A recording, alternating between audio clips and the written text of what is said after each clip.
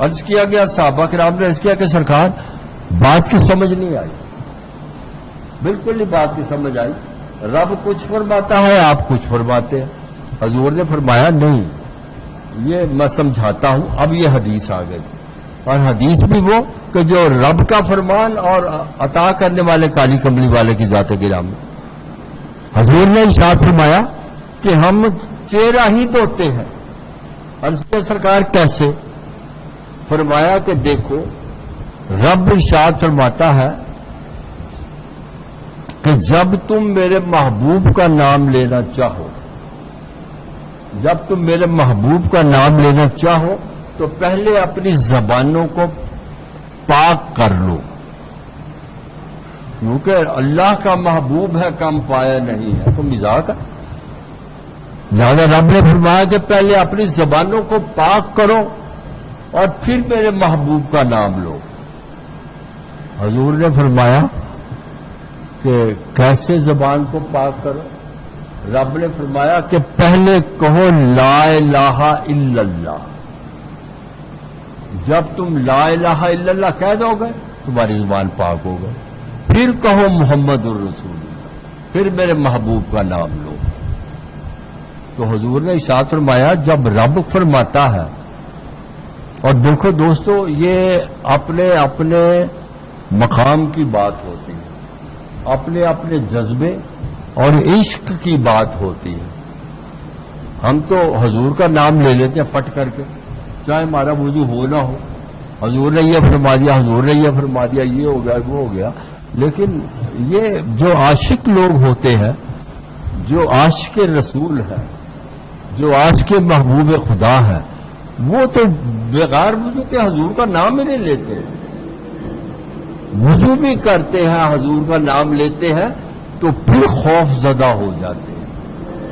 وضو کر لیا، حضور کا نام لیا اور خوف زدہ پھر بھی ہے، کیوں؟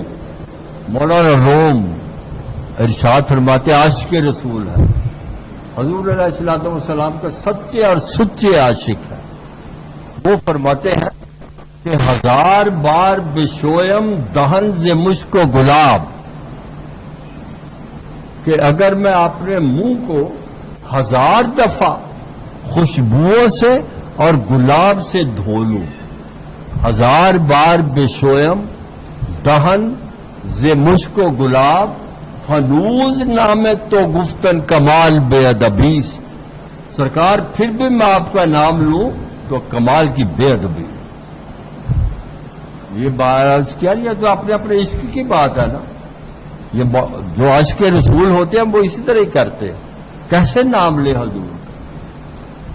ورز کرنے کا مطلب ہے حضور نے ارشاد فرمایا کہ میرا نام لینے سے پہلے رب فرماتا ہے کہ میرا محبوب کا نام لینے سے پہلے یہ کر لو اور وہ کر لو۔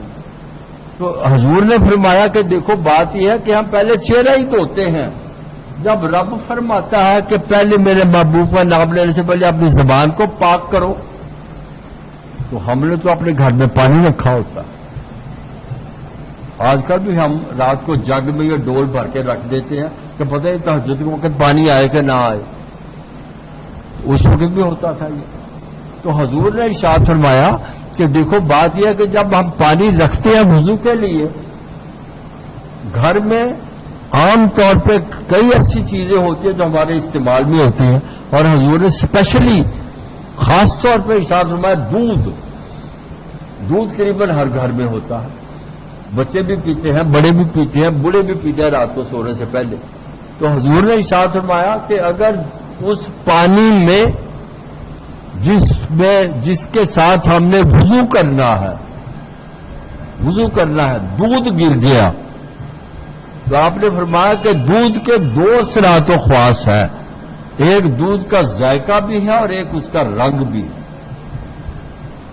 تو اس پانی سے جس سے ہم نے وضو کرنا ہے دودھ گر گیا، جب ہم وضو کرنے لگے تو اس میں سے یا تو پانی کے اوپر دودھ کی سفیدی آ گئی یا اس میں ذائقہ آ گیا، تو اس پانی سے وضو نہیں ہوتا۔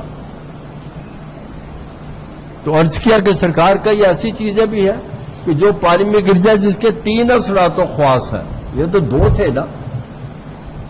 حضور نے ارشاد فرمایا ہاں ہر گھر میں عام طور پہ سرکہ ہوتا ہے, سرکہ. تو سرکے کے 3 اثرات و خواص ہیں. کیا؟ اس کا رنگ بھی ہوتا ہے, ذائقہ بھی ہوتا ہے اور خوشبو بھی ہوتی. تو حضور نے ارشاد فرمایا کہ اگر اس پانی میں جس سے ہم نے وضو کرنا ہے سرکہ گر گیا اور اس پانی میں 2 چیزوں کی ظاہر ہو گئی, خوشبو آنے لگی یا ذائقہ آنے لگا, تو اس پانی سے وضو نہیں ہوتا. تو حضور نے ارشاد فرمایا کہ اسی لیے ہم جب رب کا حکم ماننا چاہتے ہیں, رب کا حکم مانتے ہیں کہ پہلے چہرہ دھوو, تو پہلے ہم اپنے ہاتھوں کو دھو کے دیکھتے ہیں کہ اس میں کسی چیز کی آمیزش تو نہیں, پانی صاف ہے. جب ہمیں یقین ہو جاتا ہے پانی صاف ہے, ہم دوبارہ کلی کرتے ہیں یہ دیکھنے کے لیے کہ اس پانی میں کسی چیز کا ذائقہ تو نہیں. جب ہمیں یقین ہو جاتا ہے ذائقہ بھی نہیں ہے تو ہم مزید تسلی کرتے ہیں, اپنے ناک میں پانی چڑھا کے دیکھتے ہیں کہ اس پانی میں کسی قسم کی کوئی خوشبو یا بو تو نہیں آ رہی. تو جب ہمیں یقین ہو جاتا ہے کہ پانی بالکل صاف ہے, ہم بسم اللہ کر کے فغسلوا وجوہکم کر لیتے ہیں. قرآن پاک میں کچھ اور لکھا ہوا ہے, لیکن حضور کی حدیث متعلقہ حدیث ہے جو ہے وہ منسلک فرمائیے نا, کیونکہ جب تک حضور کی احادیث منسلک نہیں ہم کریں گے وہ پوری بات وضاحت نہیں ہوگی. تو اس طرح میں یہ عرض کر رہا ہوں کہ رب تعالیٰ ارشاد فرماتا ہے سبحان الذی اسری بعبدہ لیلا من المسجد الحرام الی المسجد الاقصی الذی بارکنا حولہ لنریہ من آیاتنا انہ هو السمیع البصیر. یہ تو اتنے بیان ہے, باقی حضور کی حدیثیں اس کے ساتھ جوڑیے, متعلقہ حدیثیں جو ہے وہ پوری بات جو ہے وہ واضح طور پہ سامنے آتا ہے. تو اس کا مطلب یہ ہے دوستوں, میرے ذہن میں یہ بات آئی کہ کیا معراج پاک کے بارے میں صرف یہی آیت آئی ہے؟ یہ 15ویں پارے کا آغاز ہے اور کچھ نہیں رب نے فرمایا. تو قرآن پاک کے اندر ہی رب ارشاد فرماتا ہے دوستو معراج پاک کے بارے میں. کیا فرماتا ہے؟ اِنَّ عِدَّةَ الشُّهُورِ عِندَ اللَّهِ اثنا عشرہ. یہ 2 لفظوں پہ غور کیجئے, اثنا عشرہ شہرن فی کتاب اللہ یوم خلق السماوات والارض منہا اربعۃ حرم. رب قرآن پاک میں ارشاد فرماتا ہے, اثنا عشرہ ذہن میں رکھیے گا, رب ارشاد فرماتا ہے کہ جس روز رب نے زمین و آسمان کو پیدا کیا, جس روز رب نے زمین و آسمان کو پیدا کیا اسی روز سے کتاب اللہ میں مہینوں کی تعداد 12 ہے. عشرہ میں نے 10, اثنا میں نے 2, 10 اور 2 12. اس وقت سے جب سے رب نے یہ ارشاد فرمایا قرآن پاک کی بات, تو اس میں مہینوں کی تعداد 12 ہے. آگے ارشاد فرماتا ہے اربعۃ حرم, اربع میں نے 4, حرم میں نے حرمت والے, بزرگی والے. ان 12 مہینوں میں 4 مہینے بڑی حرمت والے ہیں, بڑی بزرگی والے. یہ تو رب نے فرما دیا. تو ہمیں کون بتائے کہ یہ حرمت والے مہینے کون سے؟ حضور علیہ الصلوۃ والسلام کو عرض کیا گیا, میں نے عرض کیا نا کہ ان آیات کے ساتھ حضور کی احادیث کو منسلک کیجئے گا پھر پتہ چلے گا, ورنہ نہیں پتہ چل رہا. عرض کیا کہ سرکار رب فرماتا 12 مہینے پکے ہو گئے. تو یہ جو رب نے فرمایا کہ 4 مہینے جو ہے وہ بڑے حرمت والے ہیں, اربعۃ حرم, اربع میں نے 4 اور حرمت میں نے عزت والے, حرمت والے. تو سرکار یہ 4 مہینے کون کون سے ہیں؟ حضور نے اب حدیث اس کے متعلقہ حدیث جوڑی ہے. حضور نے ارشاد فرمایا کہ 12 مہینوں میں سے 4 مہینے حرمت والے ہیں. اور حرمت والے مہینے کون سے ہیں؟ یہ حدیث پاک کے الفاظ ہی ہیں.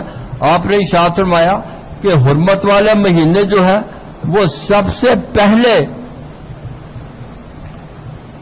रजब शरीफ का महीना, हुर्मत वाले महीनों में, इज्जत वाले बुजुर्गी वाले महीनों में हजूर ने इरशाद फरमाया कि सबसे पहले रजब शरीफ का महीना बड़ी हुर्मत वाला है, ये मिराज पाक का महीना।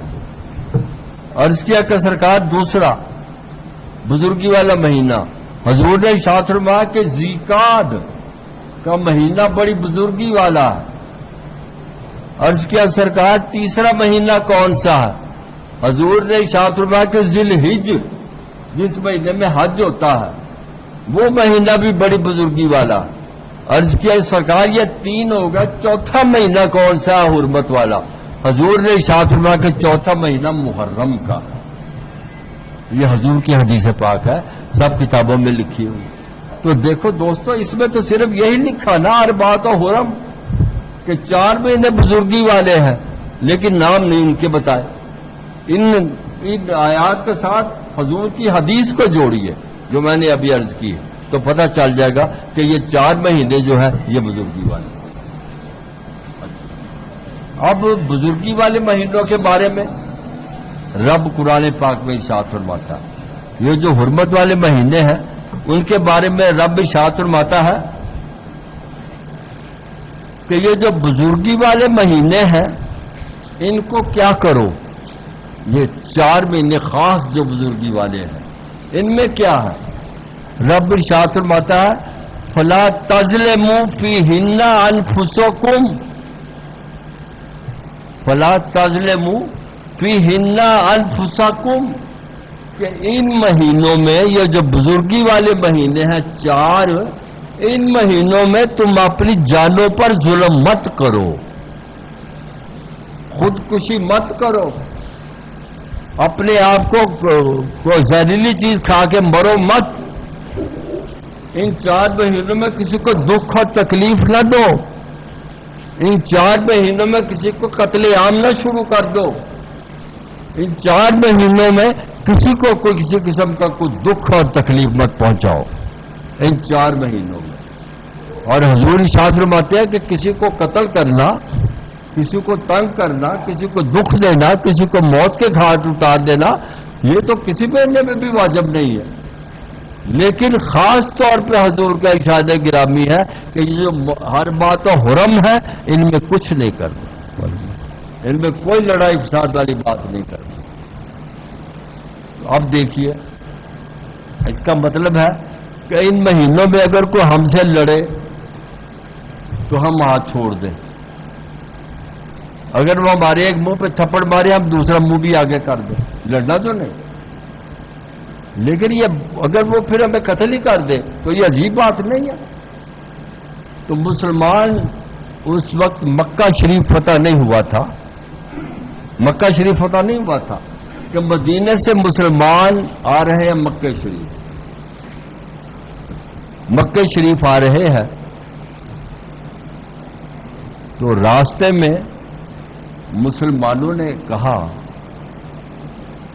कि ये हुर्मत वाले महीने हैं जिनमें हम आ रहे हैं, अगर काफिरों ने हम पे हमला कर दिया, अगर काफिरों ने हमारा कताल शुरू कर दिया तो हम हाथ पे हाथ धर के बैठे रहे, कुछ ना करें।